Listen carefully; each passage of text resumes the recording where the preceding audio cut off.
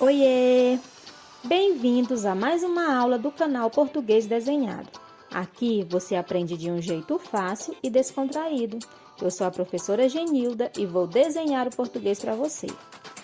Na aula de hoje, vamos falar sobre o gênero textual notícia. Você irá aprender o que é uma notícia, suas características e como ela é estruturada.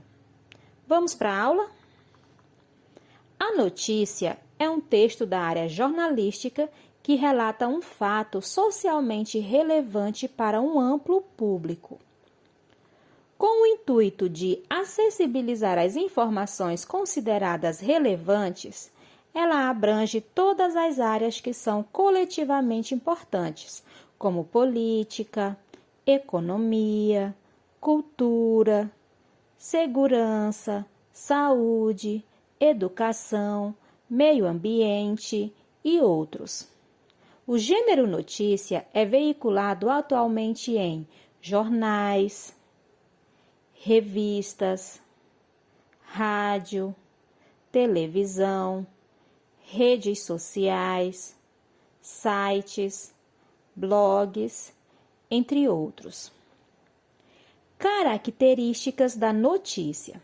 As principais características do gênero textual notícia são textos relativamente curtos de cunho informativo, apresenta linguagem formal, clara e objetiva, a notícia é escrita em terceira pessoa, o tempo verbal usado é o pretérito e o presente, ela busca ser imparcial. Seu texto é criado com o sistema pirâmide invertida. E, por fim, aborda fatos reais, atuais e do cotidiano. Como as notícias são estruturadas? O texto da notícia é criado no esquema de texto chamado pirâmide invertida, ou seja, as informações essenciais vêm primeiro.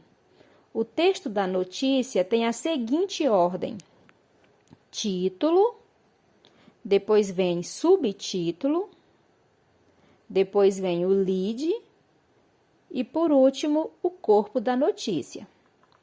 Vamos ver um exemplo? Título: Homem que sequestrou adolescente é posto em liberdade por determinação da justiça. O título, também chamado de manchete, tem a função de atrair o leitor.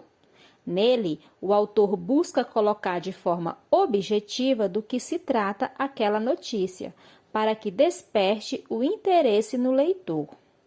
As letras são maiores justamente para chamar a atenção. Subtítulo: Após a audiência de custódia, a juíza Maria da Conceição Privado Rego aplicou as medidas cautelares, como o uso de tornozeleira eletrônica. O subtítulo vem logo abaixo do título e é usado para abordar brevemente o ponto principal da notícia. Muitas vezes, é possível saber os pontos principais do que será abordado na notícia apenas pelo subtítulo. Porém, o seu uso não é obrigatório. Depois do subtítulo, temos o lead.